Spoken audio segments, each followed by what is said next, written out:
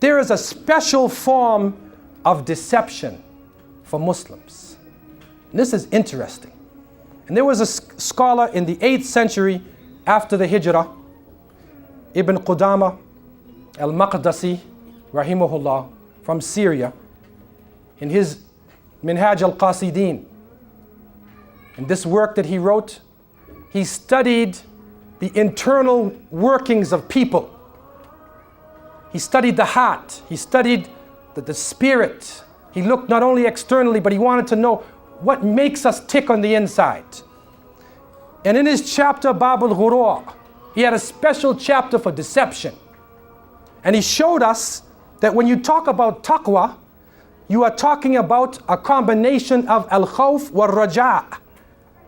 That taqwa is fear. You fear the punishment of Allah, but at the same time, you hope in the mercy of Allah.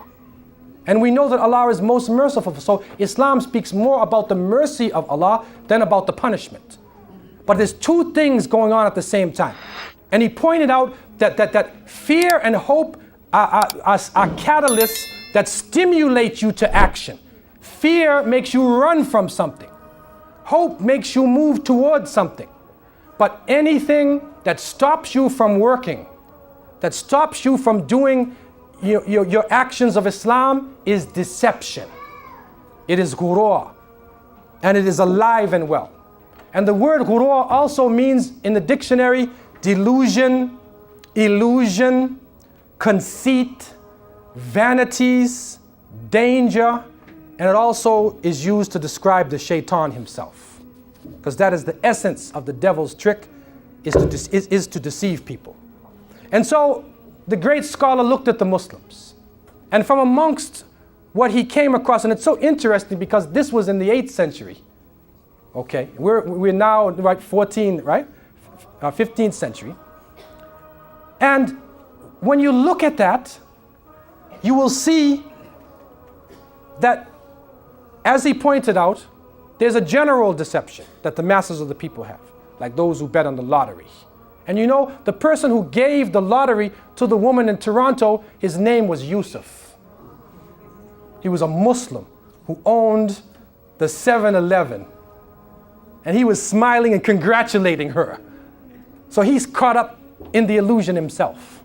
So the Muslims can get caught up in that general illusion and deception that goes to the masses of the people.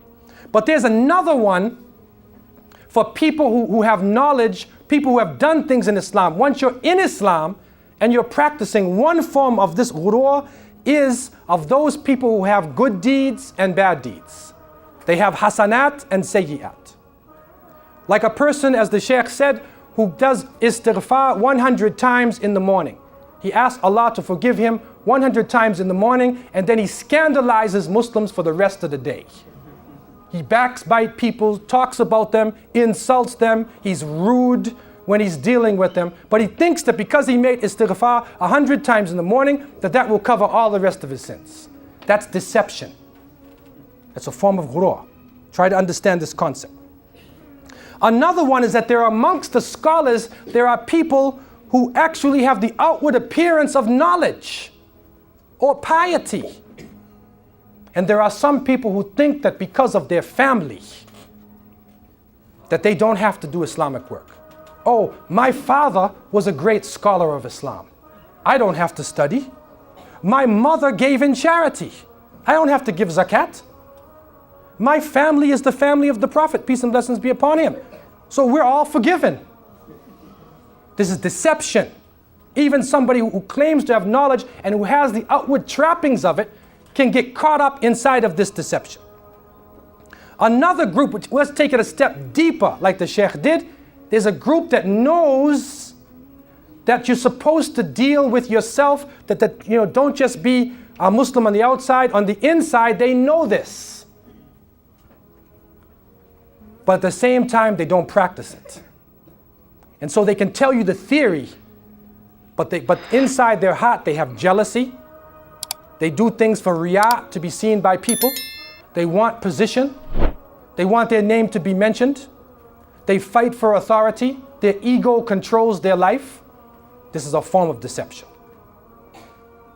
Taking it a step further, we find that Ibn Qudama in the 8th century after the Hijrah, speaking, and this is happening to us now, that there are people who spend all their time on studying ilm al-khilaf. They study the knowledge of dispute, how to argue with other Muslims. And so they spend their time looking up answers about this issue or that issue. And so they spend all the time arguing about this issue and that issue, and then all their work is finished. They don't do dawah. They're not in the field teaching Islam to people. They're not building an Islamic society. They're not doing amr bil ma'ruf or nahy al munkar. They're not forbidding evil where it's supposed to be forbid. But their time, is consumed fighting amongst Muslims and causing confusion, and they think that they're doing good. They think inside themselves that they're actually the true Muslims, the leaders of Islam, but they're holding back Islam.